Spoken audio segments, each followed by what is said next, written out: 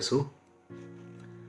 प्रभु यीशु के सामर्थ्यवान नाम पर और एक बार आप सभी लोगों को फादर अभिवादन करते हैं। बाइबल तीर्थ यात्रा के 152वां दिन की व्याख्या में स्वागत है। राजाओं का पहला ग्रंथ 12-13 अध्याय है।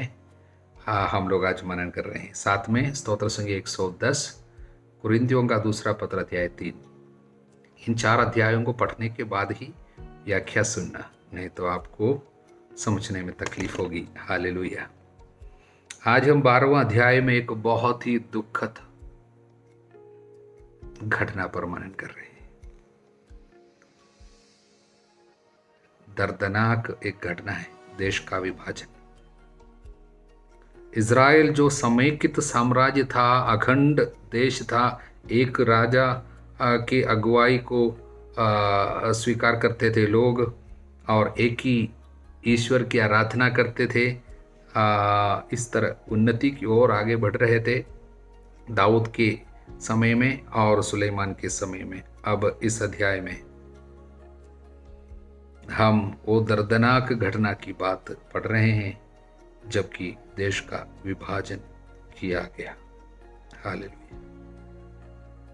इस घटना को समझने की बहुत ज़रूरत है, नहीं तो आने वाले दिनों में हमको बहुत तकलीफ होगी जब हम बार बार यूदा का राजा, इज़राइल का राजा, ये सब बार बार सुनेंगे। कई लोग हमसे पूछते भी है ये क्या है, कभी उत्तरी साम्राज्य, कभी दक्षिण साम्राज्य, कभी यूदा, कभी इज़राइल, वहाँ पर एक राजा है, यहाँ पर दूसरा राजा, पूरा कन्फ्यूजन में आ गया। हालेलुया। इसलिए हम इस विभाजन की बात को, उस पर थोड़ा सा अवलोकन करेंगे, उसको थोड़ा समझने की कोशिश करेंगे, क्योंकि इज़राइल के इतिहास की एक बहुत ही महत्वपूर्ण एक कार्य है जो विभाजन इस अध्याय में हो रहा है वो। हालेलुया। वास्तव में इज़राइल के इतिहास में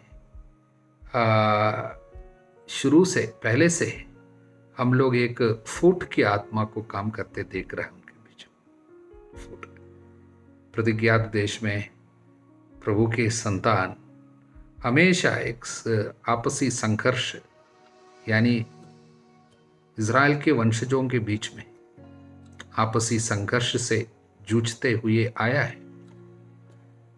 इसकी सब शुरुआत, ये फूट जो है उसकी शुरुआत याकूब के समय से है। वास्तव में याकूब, कुलपति याकूब जो है वो एक फूट पड़े हुए घराने के पिता था। इनकी सब जड़ जो है अलग अलग पत्नियों से पैदा हुए बच्चों के कारण है।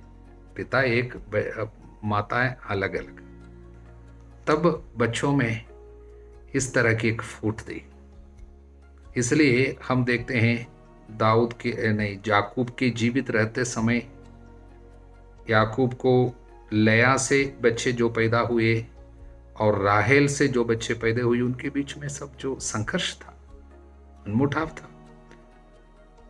इस तरह यूसुफ को भाइयों ने नफरत किया और उनको कुएं पर डाला, वहां से बेच डाला। ये सारी बातें उत्पत्ति के अध्याय 37 में हमने पढ़े। वास्तव में उसके पीछे ये है। हालेलुया। बाद में इज़राइल जब कनान देश पहुंच गया, प्रतिज्ञात देश में आए, वहां पर भी ये चीज हम देख सकते हैं। वहां पर बेन्यामीन वंशजों ने अन्य वंशजों के खिलाफ हथियार उठाए। न्यायकर्ताओं के अध्याय 20। पहला राजा के रूप में प्रभु जिसको चुना, साउल, वो बेन्यामीन वंशज था। बाद में उसके पाप के कारण प्रभु उनको टुकरा के दूसरे राजा दाऊद को चुना, वो यूदा के वंशज था। बेन्यामीन वंश जो है वो राहेल के साइड का है, उनकी माँ, लेकिन यूदा जो है वो लया के तरफ से, इसलिए यूदा के खिलाफ बेन्यामीन आ गया। इसलिए दाऊद के घराना जो है और उसके खिलाफ हमेशा बेन्यामीन वंशज हथियार उठाए, उनके बीच में युद्ध चलता रहा। सामुएल के दूसरे ग्रंथ के अध्याय 2 और 3 में हम देखते हैं, और अध्याय 3 वचन 1 में लिखा, उनके बीच में लंबे समय तक युद्ध चलता रहा। बाद में बहुत मुश्किल से दाऊद ने इन सभी लोगों को एक साथ लाया। अध्याय 5 सामुएल का दूसरा पत्र, दूसरा ग्रंथ। इस तरह एकता तो आई दाऊद के समय में, लेकिन वो एकता भी ज्यादा समय टिकने वाली नहीं थी।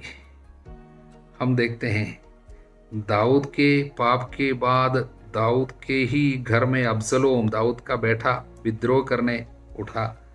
तब अब्सलोम को तुरंत साथ देने के लिए कुछ वंशज आ गया, इसराइल के कुछ वंश दाऊद के खिलाफ, यूदा के खिलाफ, और किसी तरीके से उनको भी दबाया और अब्सलोम की मृत्यु के साथ वो बंद हो गया। तुरंत दूसरा बेन्यामीन वंशज, उसका नाम है शेबा, उठ खड़ा हो गया। उसके साथ भी काफी वंशज इस्राएल के जुड़ गए, और उनकी मृत्यु के बारे में सब हम सामुएल के दूसरे ग्रंथ के अध्याय 20 पर पढ़े। हालेलुया। सुलेमान के समय में, सुलेमान में अपनी बुद्धि, अपनी संपत्ति और या मंदिर का निर्माण, इन बातों के कारण एकता फिर से लाई, एकता रही। लेकिन सुलेमान के पाप के कारण फिर उनके खिलाफ विद्रोह हुआ। इसलिए हम लोग यरोबाम के बारे में पढ़ते हैं, जिनको प्रभु सुलेमान के खिलाफ विद्रोह करने की अनुमति दी। वास्तव में पाप हमेशा विभाजन को लाता है। पाप वास्तव में फूट को पैदा करता है। पाप ही डिसयूनिटी, एकता में अभाव पैदा करता है। यहाँ पर यरोबाम के बारे में पढ़ते हैं, वो केवल राजा सुलेमान का एक सेवक मात्र था, लेकिन सेवक को प्रभु राजा के खिलाफ में आने दिया। वास्तव में क्या है, दाऊद सुलेमान के पाप के कारण आध्यात्मिक अधिकार चला जाता है एकता में लाने के लिए, तब जाकर विद्रोह पैदा हो जाता है। यहाँ पर हम देखते हैं कि यरोबाम के सामने नबी अहिया आए, और अहिया जो कपड़ा, जो कुर्ता या नहीं, जो चादर पहने हुए थे, उसने चादर को 12 टुकड़े में उसको फाड़ डाला और उसके 10 टुकड़े यरोबाम को दिया और बोला, इज़राइल का प्रभु कहता है, इसे तुम ले लो, मैं सुलेमान के राज्य के 10 वंश उसके हाथ से छीन कर तुम्हें देता हूँ। देखिए, इस तरह एक प्रतीकात्मक भविष्यवाणी अहिया के द्वारा, अध्याय 11, राजाओं के अध्याय 11 वचन 30 में हम लोग उसको पढ़े, 30-31 में। उसके बाद ये जो है यरोबाम है, उसके अंतरतम में ये बात आ गया कि मैं राजा बन सकता हूँ। ये बातें समझते हुए राजा सुलेमान उनको मार डालना चाहा, तो यरोबाम भाग गया और मिस्र में जाकर बैठा। अब सुलेमान के देहांत के साथ साथ उसका बेटा रहोबाम, उसको राजा बनना था। उसके राजत्व के लिए वो जब अधिकार जता ही रहा था, तब जाके हम देखते हैं यरोबाम जो भाग गया था मिस्र देश की तरफ, वो वापस आया और इजराइलियों में कई लोगों को एकत्रित किया। उन्होंने रहोबाम जो राजा बनना था, उनके सामने आकर इस तरह कहा, देखो, आपके पिता ने हमारे कंधे पे भारी जुआ रख दिया था। आप अपने पिता की कठोर बेगार और हमारे कंधे पर रखे भारी जुए को हल्का करे, हम आपकी सेवा करेंगे। हम सब तैयार हैं। एक बहुत सुंदर समय था एकता में देश को आगे ले चलने के लिए। इस बैठे के पास, रहोबाम के पास एक मौका था, लेकिन उस मौका को उन्होंने गवा दिया। कारण क्या है? उनको जो सही सलाह उनके पिता के सलाहकारों ने, बुजुर्ग लोगों ने दिया था, देखो, इन लोगों के साथ अच्छा व्यवहार करने से इन लोग साथ देंगे, अनुकूल उत्तर केवल उनको देना बोला था। लेकिन उसने क्या किया? अध्याय 12 के वचन 8 में हम पढ़ते हैं, लेकिन उसने उन बड़े बूढ़ों की राय पर ध्यान नहीं दिया, उन युवकों से सलाह ली जो उसके समवयस्क और उसके सेवक थे। उसने उनसे पूछा, तुम लोगों की राय क्या है? मैं उन लोगों को क्या उत्तर दूं जो मुझसे कहते हैं, आपके पिता ने हम पर जो जुआ रखा उसे हल्का करे। तब उन युवकों ने, वो कैसे लड़के लोग हैं, आध्यात्मिक नहीं है, वो कैसे लोग हैं, उनके पास कोई बुद्धि नहीं है, उनके पास ज्ञान नहीं है, उनके पास कोई आध्यात्मिकता नहीं है। उन लोग क्या है कि प्रार्थना के बच्चे ही नहीं थे। ऐसे लोग इनके इनके सलाहकार बने, इमैच्योर लोग, अनस्पिरिचुअल लोग, और दुनिया की सुख सुविधा की खोज करने वाले लोगों को इसने अपना सलाहकार बनाया। तब उनकी बात, उन्होंने अपनी बात ये रहोबाम के मुंह में रख दिया। जीवन के एक महत्वपूर्ण समय में न केवल उनके लिए, न केवल उनके परिवार के लिए, बल्कि पूरे देश के लिए इनके मुंह से निकला हुआ शब्द आशीर्वाद ला सकता था, लेकिन सबों के लिए उसने विपत्ति लाए। एक ऐसा शब्द बोला, क्योंकि ये लड़के गुंडे लोग जो है, इनके साथी जो कहलाता था, उन लोगों ने उनसे कहा ऐसा जाकर बोलना। क्या बोलना? मेरी छोटी उंगली मेरे पिता की कमर से भी अधिक मोटी है। मेरे पिता ने तुम पर भारी जुआ रखा, मैं तुम्हारे जुआ और भारी करूंगा। मेरे पिता तुम्हें कोड़ोम से पिटवाते थे, मैं तुम्हें कील लगे कोड़ोम से पिटवाऊंगा। ऐसा शब्द बोला। हालेलुया। वो इज़राइल की विपत्ति के ऊपर एक सील लगाया। ऐसा हो गया, हमेशा के लिए बढ़ गया विभाजन। अनेक लोगों का शब्द परिवार में फूट डालते। कुछ स्त्रियां ऐसी है, शब्द इतना कटु है, घर में हमेशा इसलिए फूट डाले। कुछ स्त्रियां केवल नहीं, पुरुष भी ऐसे हैं। शब्दों के कारण नरक दूत आकर नाचते। विभाजन का दूत कई लोगों के शब्दों के कारण घर पे नाचते हैं, पर बांट देता है और परिवार को टुकड़े टुकड़े कर देता है। इस देश को, इज़राइल को, ये रहोबाम का शब्द ने बांट डाला। उसके साथ साथ 10 वंशज यरोबाम के साथ मिलकर यूदा से अलग हो गया, रहोबाम से अलग हो गया, दाऊद के घराने से अलग हो गया। 10 वंशज, केवल 2 वंश यानी बेन्यामीन और यूदा एक साथ रह गया अंत में। हालेलुया। मैं सोचता था ये बेन्यामीन जो हमेशा खिलाफ था, अंत में कैसे साथ में आ गया। हालेलुया। उसके पीछे एक कारण है। हम देखते हैं उत्पत्ति ग्रंथ में, जब यूसुफ के पास इन लोग भीख मांगते हुए गए, उस समय उनको पता नहीं था यूसुफ अपना भाई था मिस्र देश में। तब अकाल के समय में यूसुफ के पास उनको जाना पड़ा, याकूब के संतानों को।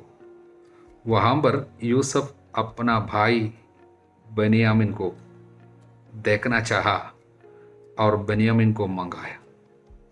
उस समय बेन्यामीन को छुड़ाने के लिए यूदा आगे आया। यूदा पहले अपने पिता से कहा था, जो बेटे को लेकर, मतलब बेन्यामीन को लेकर जाते समय, मैं अपना जान का कसम देता हूँ, मैं अपना जान देता हूँ बेटे के लिए। आपके बेटा जो छोटा जो बेन्यामीन है, उसको मैं वापस लाऊंगा अपने साथ, मैं अपने साथ रखूंगा। और यही बात वो यूसुफ को भी, जो अधिकारी है देश का उस समय मिस्र देश में, उससे कहा मैं अपना जान दूंगा, लेकिन बेन्यामीन को छोड़ देना। यूदा ने कहा, बाकी भाइयों में केवल यूदा आके कहा। इसलिए यूदा अपना जान बेन्यामीन के लिए देने की एक बात राजा के मतलब यूसुफ के सामने, यूसुफ उस समय प्रधानमंत्री थे, हम जानते हैं मिस्र देश के, उसके सामने रखा और अपने पिता याकूब के सामने भी इसी बात उसने, यूदा ने दोहराया था। वास्तव में मुझे लगता है यही कारण था। अब बाकी सारे वंश अलग हो गए, बेन्यामीन इनके साथ आ गए। इस तरह 2 वंश यूदा और बेन्यामीन मिलकर यूदा राज्य कहलाता है। अब और बाकी सब इज़राइल के नाम से जाना जाएगा। हालेलुया। इसलिए यरोबाम एफ्राइम का था, इसलिए कभी कभी वचन में एफ्राइम नाम से बुलाएंगे, पुकारेंगे किसको? यरूशलेम, इज़राइल को। और इधर यूदा और वहां पर इज़राइल, यूदा और इज़राइल दो भाग में, दो राज्य में बांटे गए। आने वाले दिनों में बार बार हम इस तरह देखेंगे, यूदा का राज्य और इज़राइल का राज्य, यूदा का राजा, इज़राइल का राजा, दोनों में आपसी युद्ध को भी हम लोग देखेंगे। और आने वाले समय में कभी कभी एफ्राइम प्रभु बुलाएंगे, किसको? इज़राइल को है, और यूदा और एफ्राइम। हालेलुया। आगे इस अध्याय में हम क्या देखते हैं? यरोबाम जो राजा बना था इज़राइल का, याद रखना इज़राइल और यूदा अलग अलग है, और यूदा के साथ 2, इज़राइल के साथ 10। तो वे इज़राइल के राजा यरोबाम ने क्या सोचा? अपने मन में सोचा, मेरे लोग आराधना करने के लिए यरूशलेम जाएंगे तो खतरा है। यरूशलेम कहाँ है? यूदा में है, दूसरे राज्य में है। यदि उन लोग बराबर आराधना के लिए यरूशलेम, क्योंकि आराधना का एक ही जगह था, मंदिर तो एक ही था, प्रभु ने सबों को यरूशलेम में आने के लिए कहा था। वहाँ पर तो है वेदी, वहाँ पर है आराधना की वेदी, और मंजूषा भी वहाँ है।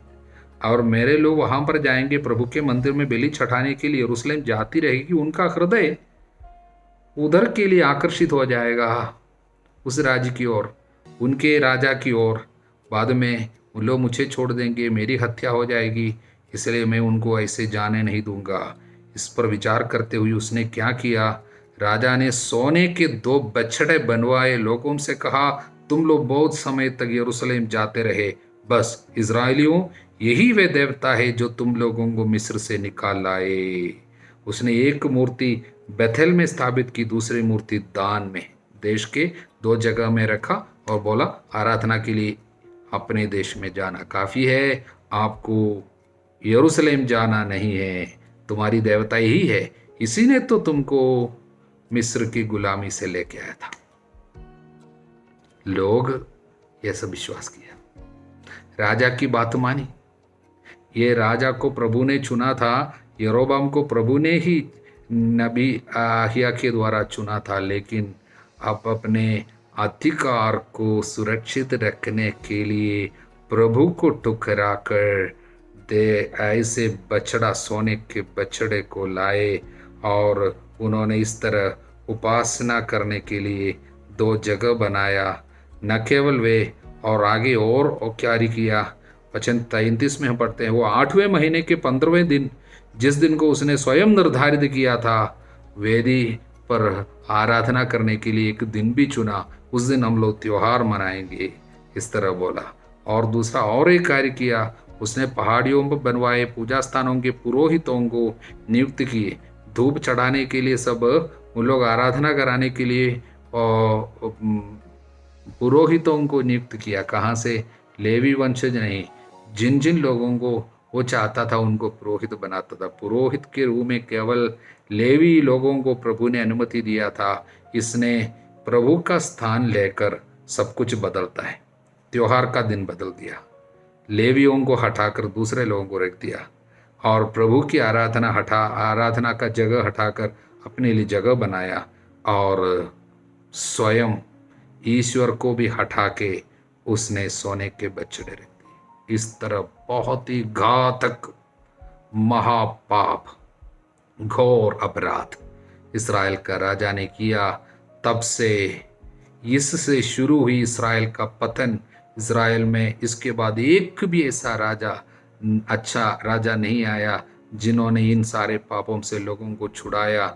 और इस तरह 209 साल के बाद, इस घटना के 200 साल के बाद, पूरे इस्राएल जो नॉर्थर्न किंगडम, उत्तरी साम्राज्य कहलाता है, 10 वंशजों का झुंड है, और इन लोगों को असूर के राजा आकर समाप्त कर दिया, सत्यानाश कर दिया। इन लोगों को गुलामी में असूर ले गया था, तब भी यूदा बचा रहा। हालेलुया। इसलिए जब असुर के राजा इनके ऊपर आक्रमण किया, तब बाइबल में लिखा है ये यरोबाम का पाप के कारण ही इस तरह यरूशलेम में, इस तरह इज़राइल पर ये विपत्ति आई है। इसलिए 200 साल के बाद भी ये पाप का असर इस्राएलियों पर बना रहा। एक खराब राजा कितनी बड़ी घोर विपत्ति देश पर लाए। हालेलुया। प्रियजनों, किंतु एक सुंदर संदेश भी प्रभु ने दिया। प्रभु अपने लोगों को पूरा त्यागा नहीं। प्रभु ने वादा किया, नहीं, मैं सबों को एकत्रित करूंगा। यशायाह नबी के 11वां अध्याय में हम बाद में पढ़ते हैं, वचन 12, वह राष्ट्रों को संकेत देने एक झंडा फहराएगा, इज़राइल के निर्वासितों को एकत्र करेगा, यूदा के बिखरे हुए लोगों को पृथ्वी के 4 कोनों से एकत्र करेगा।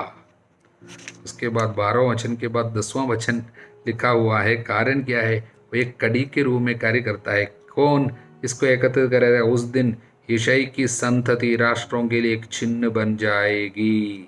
सभी लोग उसके पास आएंगे, उसका निवास महिमा में होगा। ये प्रभु यीशु के बारे में है, दाऊद का संत। तब क्या होगा? वचन 13, एफ्राइम की ईर्ष्या समाप्त हो जाए। ये एफ्राइम कौन है? यहाँ पर एफ्राइम बुलाए हैं। ये किसको है? ये इज़राइल को, यूदा को नहीं, इज़राइल को, यानी 10 वंश जो मिलकर जो देश बना है, और उस इस्राएल को एफ्राइम भी बुलाता है, क्योंकि एफ्राइम वंश का था यरोबाम। ओके, इसलिए एफ्राइम की ईर्ष्या समाप्त हो जाएगी, यूदा के शत्रु मिटा दिए जाएंगे। ना तो एफ्राइम यूदा से फिर ईर्ष्या करेगा, ना यूदा एफ्राइम से शत्रुता करेगा। इसलिए यूदा वंश और इज़राइल वंश, इज़राइल को एफ्राइम भी कहलाता है बाइबल में। इसलिए उन दोनों के बीच में ईर्ष्या और उनके बीच में संघर्ष, फूट समाप्त हो जाएंगे। किसके द्वारा? ईसा मसीहा सभी लोगों को एकत्रित करेंगे। यीशु के राज्य में हम सब एक हो जाएंगे। ये कलीसिया है। सभी जो विभाजन की आत्मा, फूट की आत्मा, ईर्ष्या की आत्मा, सब उसमें समाप्त हो जाएंगे। वो हमारी शांति है। हमारे बीच में जो दीवाल थी, शत्रुता की दीवार वो गिरा देता है और हम सब एक हो जाते हैं। एफेसियों के पत्र में संत पौलुस इसके विषय में हमको बताते हैं। हालेलुया। अब हम 13वां अध्याय राजाओं के पहले ग्रंथ के इस अध्याय में एक अजीब सी घटना हमारे सामने है कि एक ईश्वर भक्त मनुष्य, ईश्वर भक्त यूदा से बेथेल आया। बेथेल इज़राइल में, यूदा राज्य से इज़राइल राज्य, साउथ से नॉर्थ में आ गया। पहला मिशनरी जर्नी है बाइबल का। एक व्यक्ति को प्रभु एक आदेश दिया, जाओ, एक मिशन है, वहां जाकर संदेश दो। वो आकर ईश्वर की वाणी सुनाई, वेदी वेदी बोलकर। बेथेल में एक वेदी बनाई थी। किसने? ये राजा, यरूशलेम का, इज़राइल का राजा यरोबोआम।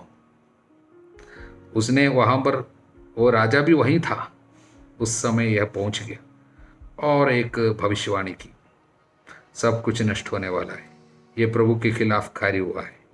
और ये भी बताया, देखो वेदी फूट जाएगी, उस पर रखी हुई चर्बी फैल जाएगी। तब राजा ने ये शब्द सुना, उसको इतना क्रोध आया। उस ईश्वर भक्त ने बेथेल की वेदी के विरुद्ध ऐसा कहा, ये सुना तो यरोबाम ने वेदी के निकट से हाथ उठाकर संकेत करते हुए आज्ञा दी, उसे पकड़ लो। हाथ बढ़ाए, लेकिन वो हाथ अकड़ गया। जिसे उसने उसके विरुद्ध बढ़ाया था वह उसे अपनी ओर नहीं मोड़ सका, हाथ अकड़ गया। हालेलुया। वेदी फट गई, वेदी पर रखी हुई चर्बी फैल गई, जैसा प्रभु की आज्ञा से प्रेरित ईश्वर भक्त ने संकेत दिया था। जो बोला वैसे ही हुआ, वेदी फट गई। और आने वाले दिनों में और बड़ी विपत्ति आएगी, ये भी भविष्यवाणी की है। और राजा का हाथ पैरालाइज होकर ऐसा ही पड़ा हुआ है, मुड़ नहीं सकता है। तब राजा ने कहा, प्रभु अपने ईश्वर को शांत करो, मेरे लिए प्रार्थना करो, जिससे मेरा हाथ फिर पहले जैसा हो जाए। तब ईश्वर भक्त ने प्रार्थना किया, प्रभु ने दया भी की, प्रभु का क्रोध भी यहाँ पर दिखाया। प्रभु ने दया दिखाया और राजा का हाथ अच्छा हो गया। इस पर भी राजा सुधरा नहीं। राजा क्या करता है, इस ईश्वर भक्त से कहता, मेरे साथ घर आकर भोजन करो, मैं तुम्हें उपहार दूंगा। वो उसको खरीदने का कोशिश कर रहा है, मैं इसको और अपनी तरफ कर दूंगा। प्रभु का भेजा हुआ है, लेकिन वो स्वयं ईश्वर बनना चाहता है, इसलिए मेरे पास आओ, मैं तुमको उपहार दूंगा, ऐसा बोलता है। लेकिन ईश्वर भक्त ने राजा को क्या कहा, यदि आप मुझे अपना आधा महल भी दे, मैं आपके साथ नहीं आऊंगा, न खाऊंगा न पीऊंगा, क्योंकि प्रभु की वाणी द्वारा मुझे आज्ञा मिली है, तुम न तो खाओगे न पियोगे, न उस मार्ग से लौटोगे जिस पर से तुम चल कर आए हो। एकदम क्लियर है, दृढ़ धारणा है, प्रभु ने मुझे बोला है खाना नहीं पीना नहीं, वापस आना, मैं इसलिए तुम्हारे पास नहीं आ सकता हूं। हालेलुया। इतना तो अच्छा किया। आगे 11वां वचन से, वहां पर बेथेल में एक बूढ़ा नबी रहता था। देखिए, वो नबी अपने को कहता है, अगर वो नबी होता, ये बेथेल में इतना खतरनाक पाप आचरण होता, उनको बोलना था, कुछ नहीं बोलता। पहले नबी था, अब क्या है, दुनिया के साथ वो थोड़ा समझौता कर बैठा। राजा ऐसा बोलता है, ठीक है, नबी का कार्य छोड़ कर बैठा है। लेकिन उसको जब पता चला एक ईश्वर भक्त आया था यूदा से और इस तरह बातें कहा था और ऐसी बातें हुई थी, यह सब उनको बताया गया, ये बूढ़ा नबी उठा और उसके पीछे गया, उनको ढूंढते हुए गया और ईश्वर भक्त को रास्ते में पाया। उनसे कहा, मेरे पास आओ, मेरे घर में आओ, अपने पास बुला रहे। देखिए, शैतान का एक कार्य, प्रभु की कार्यों से आपको अलग करने हेतु अनेक लोग कोशिश करेगा। राजा कोशिश किया, लेकिन वहां पर बच गया। एक व्यक्ति जब प्रभु की सेवा में निकल पड़ता है, उनको उनकी सेवा से अलग कराने हेतु, प्रभु के रास्ते से अलग कराने हेतु कई लोग, राजा लोग, नबी लोग, सब कोशिश कर रहे हैं। तब ये नबी इनको कहा, तुम मेरे साथ आओ। तब ईश्वर भक्त ने क्या बोला, नहीं, मैं न तो लौट सकता न तुम्हारे साथ चल सकता, मैं तुम्हारे साथ वहां न तो भोजन करूंगा न पानी पीऊंगा, क्योंकि प्रभु की वाणी द्वारा मुझे आज्ञा मिली है। देखिए, प्रभु की वाणी ने मुझे बताया है, तुम न वहां पर खाना पीना, न उस मार्ग पर लौटना जिस पर से चलकर तुम वहां गए हो, इसलिए मैं तुम्हारे पास नहीं आ सकता। इस पर यह नबी ने एक झूठ बोला। दुष्ट आत्मा जिस पे भी काम करेगा, वो नबी के द्वारा, पहले एक नबी था, ये बुढ़ापे में अब नबी का कार्य सब छोड़कर बैठा है, तब शत्रु शैतान भी इस्तेमाल किया। इसलिए शैतान इसके जीव पर एक झूठ रखा। उसने क्या कहा, प्रभु की आज्ञा से एक दूत ने मुझसे कहा है कि उसे अपने यहाँ ले आओ, जिससे वह कुछ खा पी सके। प्रभु के दूत ने मुझसे कहा था, ऐसा बोला, और उसे इस प्रकार झूठ बोला। तब वह ईश्वर भक्त उसके साथ गया, उसके यहाँ खाया पिया। देखिए, उनको दृढ़ धारणा थी, ईश्वर ने उनको सीधा बोला था, तुमको खाना नहीं पीना नहीं, बाकी लोगों की बात सुनना नहीं था। लोग इस तरह झूठ बोलकर आपको गिराना चाहेगा। चेतन झूठ का पिता है। दूसरे लोगों की बातों पर यूं ही विश्वास नहीं करना। प्रभु आपको जो बातें बोले हैं, उसके खिलाफ दुनिया में अनेक लोग बोल सकता है, मीडिया में बोल सकता है, समाज आपको सुना सकता है, राजा बोल सकता है, अधिकारी लोग बोल सकता है, और धर्म के कुछ अधिकारी लोग भी शायद आपको शायद गिराने की कोशिश कर सकता है। लेकिन आपको उन लोगों की बात सुनना नहीं था। लेकिन हमारे ईश्वर भक्त फंस गया। उसको लुभाने वाला ये नबी के रूप में आया, तो वो सोचा सही होगा करके गया, खाया पिया। उस वक्त ईश्वर का दंड उसके ऊपर आ गया। अब सबसे हैरान करने वाली बात, जो बूढ़ा बुजुर्ग नबी था, उसको प्रभु इस्तेमाल किया। उस वक्त प्रभु उनके द्वारा क्या बोला, उसने यूदा से आए हुए ईश्वर भक्त से कहा, वचन 21, प्रभु का कहना है, तुमने प्रभु की वाणी की अवहेलना की और उस आज्ञा का पालन नहीं किया जो प्रभु तुम्हारे ईश्वर ने तुम्हें दी थी, बल्कि लौटकर तुमने उसी स्थान पर खाया पिया जहां मैंने तुम्हें खाने पीने को मना किया था। इसलिए तुम्हारा शव तुम्हारे पूर्वजों के समाधि स्थान में नहीं दफनाया जाएगा, यानी मृत्यु करीब। तो आप सोचेंगे प्रभु इस आदमी को कैसे इस्तेमाल किया, जो बूढ़ा को। देखिए, हमने पहले देखा है कि किस तरह बालाम को प्रभु ने इस्तेमाल किया था। बालाम के मुंह में प्रभु ने शब्द रखा था, जो कि लालच के कारण श्राप देने के लिए गया था। प्रभु ने उनको इस्तेमाल किया। प्रभु किसी को भी इस्तेमाल कर सकता है। हालेलुया। खतरनाक आदमी को भी प्रभु इस्तेमाल कर सकता है। पापों में रहने वाले को भी प्रभु अपने कार्य में इस्तेमाल कर सकता है। ये प्रभु की योजना है। इसलिए प्रभु इनको एक चेतावनी दिया, तुम्हारे साथ होने वाली बात। इसलिए ऐसा ही हुआ, वापसी में एक सिंह उसको मार डाला। देखिए, ईश्वर भक्त का अंत कैसा हुआ, इसे संदेश क्या मिलता है? इज़राइल के लिए प्रतीकात्मक रूप से एक चेतावनी है। ये ईश्वर भक्त इज़राइल का प्रतीक है। इज़राइल का प्रतीक है, जिसको ईश्वर ने ऐसे वचन दिया था, तुमको न अन्य देवी देवताओं की आराधना करनी है, न कोई क्या है सोने का कुछ बनाना है। ये सब प्रभु ने अनुमति नहीं दिया था इनको। सोने के बछड़े की आराधना सब करना नहीं है। मैं केवल जो बोलता हूँ, मेरे वचन पर चलना, ना दाएं ना बाएं मुड़ना, प्रभु ने कितने बार बोला था। लेकिन इज़राइल ने किसी राजा के और उनके पुरोहित जो गलत बातें उनको सिखाए, ऐसी बातों को सुनकर ईश्वर के वचन के साथ इन्होंने बेईमानी की, वचन को ठुकराया। इसलिए बाद में आपको मृत्यु का शिकार होना पड़ेगा, विपत्ति आपके ऊपर आएंगे। प्रभु इस ईश्वर भक्त के जीवन के द्वारा उनको चेतावनी दी थी। सबसे बड़ी बात आज्ञा पालन है, आज्ञा पालन। इसलिए जो लोग वचन का संदेश सुनाने जाएंगे, आज्ञा का पूरा पूरा पालन, थोड़ा नहीं। देखिए, ईश्वर भक्त थोड़ा पालन तो किया, लेकिन अंत में जाके फंस गया। प्रभु चाहता है पूरा पूरा आज्ञा पालन। प्रभु चाहता है। ये चेतावनी दिया, उसके बाद भी वचन 33, फिर भी यरोबाम ने अपना पापाचरण नहीं छोड़ा। कई लोगों को प्रभु चेतावनी देता है जीवन की घटनाओं के द्वारा। प्रभु चेतावनी देता है।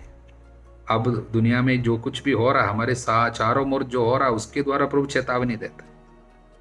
लेकिन कुछ लोग पापाचरण नहीं छोड़ते। इसलिए वचन 34, यही यरोबाम के घराने के लिए पाप का अवसर बना। यही कारण है कि आगे चलकर उसके राज्य का पतन हुआ, पृथ्वी पर से उसका अस्तित्व मिटा दिया गया। इनके पाप के कारण विपत्ति इतनी आई। प्रभु हम पर दया करे, हमको बचाए। हालेलुया। स्तोत्र संख्या 110 वचन 1, प्रभु ने मेरे प्रभु से कहा, तुम मेरे दाहिने बैठ जाओ, मैं तुम्हारे शत्रुओं को तुम्हारा पावदान बना दूंगा। इसका मतलब क्या है? प्रभु ने प्रभु से कहा। ये दाऊद की एक भविष्यवाणी है। पवित्र आत्मा ने दाऊद के मुंह में रखा एक भविष्यवाणी। वो क्या है? प्रभु ने, पिता ने मेरे प्रभु से, प्रभु यीशु से, मसीहा के बारे में भविष्यवाणी। इसलिए पवित्र आत्मा दाऊद के द्वारा कहता है, पिता ने मेरे प्रभु से, पुत्र यीशु से क्या कहा? तुम मेरे दाहिने बैठे रहो, मैं तुम्हारे शत्रुओं को तुम्हारे पावदान बना दूंगा। हालेलुया। तुम मेरे दाहिने बैठे रहो। दाहिने बैठकर, पिता ईश्वर के दाहिने यीशु बैठा है। वचन हमको कई बार बताता है पिता के दाहिने बैठकर यीशु क्या करता है। वचन इब्रानियों के अध्याय 7 में, रोमियों के अध्याय 8 में हमको बताया गया। वो दाहिने बैठकर प्रार्थना करता रहता है, मध्यस्थ प्रार्थना। इसलिए दाहिने बैठो मतलब मध्यस्थ प्रार्थना है। Right side sitting means intercession. इसका मतलब तुम मेरे दाहिने बैठ जाओ, मैं तुम्हारे शत्रुओं को तुम्हारा पावदान बना दूंगा। दाहिने बैठते हुए निरंतर मध्यस्थ प्रार्थना करो। इसी को यीशु की मिनिस्ट्री, यीशु की सबसे बड़ी सेवा मध्यस्थ प्रार्थना है। आज पिता ईश्वर के दाहिने यीशु बैठकर क्या करता है? निरंतर अपने दुख भोग की योग्यता दावा करते हुए मध्यस्थ प्रार्थना करते, अब्बा पिता, मेरे दुख भोग की योग्यता द्वारा इन पर, देश पर, दुनिया पर, मानव जाति पर दया करना। इसलिए हम लोग इतने पाप की तीव्र गति होने के बावजूद, पाप भयानक रफ्तार ले चुकने के बावजूद आज दुनिया कैसे अस्तित्व में है? यीशु की मध्यस्थ प्रार्थना के कारण। हालेलुया। यीशु मध्यस्थ प्रार्थना करता है। ये दाहिने बैठने का मतलब शत्रुओं को हमारे पावदान, यीशु के पावदान पिता बना देता है। सबों को एकत्रित करेगा। अब जो दूर है, जो पास है, सबों को एकत्रित करेगा। जो भटक गया, जो विभाजित है, सबों को एकत्रित करेगा। यीशु के दुख भोग की योग्यता दावा करते हुए उनकी मध्यस्थ प्रार्थना। इसीलिए यीशु से जो भी सीखते वो सब मध्यस्थ प्रार्थना करते हैं। सारे संत लोग क्या करते हैं? मध्यस्थ प्रार्थना। इसलिए हम संतों के पास क्यों जाते हैं? संतों की मध्यस्थता क्यों मांगते हैं? वे मध्यस्थ है, वे मध्यस्थ प्रार्थना करते हैं, वे दाहिने विराजमान यीशु से सीखते हैं। इसलिए आज हम लोगों को क्या करना चाहिए? जीवन में विपत्ति बढ़ती है, कई प्रकार की शत्रु है। शत्रु मृत्यु की सोच, मृत्यु का डर एक शत्रु है। जो भी हमारी शांति को, हमारे आनंद को छीन लेता है, वो सब हमारा शत्रु है। उन शत्रुओं को हमारे पावदान बनाएंगे। पावदान बनाना मतलब उसके ऊपर हमको अधिकार देगा। पावदान बनाना यानी उसके ऊपर पैर रखने का अधिकार देगा। शत्रुओं को पैरों तले रौंद देगा। उसके लिए हमको क्या करना चाहिए? यीशु से सीखना है, यीशु की सेवा करना। वो क्या है? मध्यस्थ प्रार्थना। इसलिए ये स्तोत्र मसीह के याजकत्व, मसीह के पुरोहिताई को, मसीह के अधिकार को प्रकट करता है। मसीह की पुरोहिताई क्या है? मध्यस्थ प्रार्थना है। लोगों के लिए मध्यस्थ प्रार्थना है। आज हम भी पुरोहित, राजकीय याजक गण हैं। मसीह से हमको सीखना है। क्या करना है? शत्रुओं को पिता हमारा पावदान बनाएगा, हमको उसके दाहिने बैठना है, यानी मध्यस्थ प्रार्थना। दुनिया के लिए मध्यस्थ प्रार्थना कीजिए, देश के लिए मध्यस्थ प्रार्थना, परिवार के लिए मध्यस्थ प्रार्थना कीजिए। एक बुलाहट है प्रभु हमको देते हैं, जिससे हमारे शत्रुओं को वो हमारे अधिकार में कर देगा। शत्रु है, परेशानी है, विपत्ति है, बीमारी है, बोल बोल कर शिकायत करने से अच्छा मध्यस्थ प्रार्थना शुरू कीजिए, तब प्रभु बाकी कार्य हमारे लिए कर देगा। शत्रुओं को हमारा पावदान बना देगा। हल्लेलुया। कुरिन्थियों के नाम संत पौलुस के दूसरे पत्र के अध्याय 3 में संत पौलुस मुख्य रूप से 2 बातें बताते हैं। नए विधान की इस धर्म सेवा के बारे में हम देख चुके हैं। संत पौलुस के अधिकार पे किसी ने हाथ उठाया, उंगली उठाया था। अब वो स्वीकार करते हैं कि हमारी कोई योग्यता नहीं है, हमारी योग्यता हमारा प्रभु है। प्रभु ही हमारी योग्यता का स्रोत है। हमारी योग्यता का स्रोत प्रभु है। वचन 5 में वो कहते हैं। और वो कहते हैं आप हमसे कुछ सिफारिश पत्र मांगता है, आपका क्या अधिकार है? हम लोग किसी से पत्र लेके आए कि आपके पास आते समय कुछ लोग शायद ऐसा मांगा होगा। अब वो कहता है आप लोग ही हमारा पत्र है, आप लोग ही वो पत्र है जिसे उन्होंने हमसे लिखवाया। मसीह का पत्र आप है। हालेलुया। संत पौलुस एक बहुत सुंदर संदेश दे रहा है। हर विश्वासी प्रभु का पत्र है, जिसे प्रभु प्रेरितों के द्वारा, अधिकारियों के द्वारा, सेवकों के द्वारा, वचन सुनाने वालों के द्वारा लिखवाते हैं। हालेलुया। इसलिए आपका आचरण दुनिया पढ़ेगी, आपको ही लोग पढ़ेंगे। आप ही वो पत्र है। इसलिए आपको देखकर लोग मसीह के प्यार को देखेंगे, मसीह के अधिकार को। आपके विश्वास में, आपके जीवन में जो बदलाव आए, आपकी पवित्रता के द्वारा दुनिया पढ़ेंगे आप वो पत्र है। हालेलुया। मसीह का पत्र है। इसलिए हर विश्वासी को चाहिए कि उनको ये ध्यान हमेशा रहे, मेरा आचरण भी दुनिया पढ़ते हैं। मैं ही वो बाइबल हूँ जिसे दुनिया पढ़ते हैं। दुनिया के पास बाइबल पढ़ने का समय नहीं है, हमको देख के उन लोग वचन पढ़ता है। एक मसीही की आचरण, उनके जीवन में आया हुआ बदलाव देखकर लोग बोलेंगे कि हाँ, इनका ईश्वर महान है, इसके ईश्वर ने कुछ महान कार्य किया है। इसलिए लोगों को चाहिए कि ये हमेशा याद रखे, कि हमको चाहिए कि हमेशा याद रखे कि मसीह का पत्र है। ये पहली बात। दूसरी बात, संत पौलुस कहते हैं जो भी मसीह में आते हैं उनके मुखमंडल से, उनके मुख से पर्दा हटा दिया जाता है। पुराने विधान में सब धुंधला सा देखता था। उसके लिए उदाहरण मूसा के चेहरे पे, मुख में एक पर्दा लगाया रखता था, हम उसको पढ़ चुके हैं। इसलिए पुराने विधान में इस्राएलियों को उनके मुख पर एक पर्दा था, इसलिए अच्छा से दिखाई नहीं देता था। इसलिए उनकी बुद्धि कुंठित हो गई थी, बार बार पाप में पूरा दिखाई नहीं देता था, सब कुछ धुंधला सा दिखाई देता था। लेकिन हमारे साथ ऐसा नहीं है। इसलिए ईसा मसीहा का वचन जब सुनाया जाता है, हमारे चेहरे से वो पर्दा हट जाता है। वो लगा रहता है क्योंकि उसे मसीह ही हटा सकता है। पुराने विधान जब भी हम पढ़ते हैं उसमें एक पर्दा है, सब धुंधला सा है। लेकिन नए विधान में ईसा मसीहा में वो पर्दा हटाया जाता है। वचन 16, किंतु जब कोई प्रभु की ओर अभिमुख हो जाता है, पर्दा हटा दिया जाता है। इसलिए प्रियजनों, प्रभु हम सभी लोगों को आध्यात्मिक वरदान देता है, आज़ादी देता है, आनंद देता है। उस आज़ादी को हम पाप के लिए इस्तेमाल ना करें, बल्कि अनेक लोगों के लिए आनंद और आशीर्वाद बांटने के लिए उस अधिकार को हमें इस्तेमाल करना चाहिए। प्रभु आप सभी लोगों को आशीर्वाद प्रदान करे, अब सदा सर्वदा अनंत काल तक। आमीन।